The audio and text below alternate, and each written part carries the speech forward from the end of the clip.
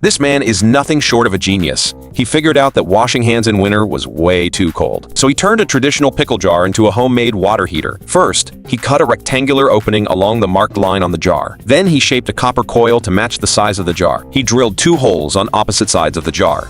Next, he coiled up the copper tubing tightly. He placed the copper coil inside the jar and threaded the ends through the side holes. Then he drilled a hole into the jar's lid. He removed a faucet head and drilled a hole in it as well. He attached a brass threaded connector to the faucet. After that, he drilled a hole at the bottom of the jar. He installed a PVC connector for water to flow out. On the lid, he added a small pressure relief valve. Then he mounted a support bracket onto a nearby wall. He placed a plastic water bucket on top of it. He connected all the pipes to the copper coil and fittings. Once everything was hooked up, he turned on the main valve. Then he added firewood under the jar and lit it. Just like that, the homemade water heater was fully functional. Now, washing hands in the cold isn't a problem anymore, and the whole system is super cost-effective and energy-friendly. What do you think of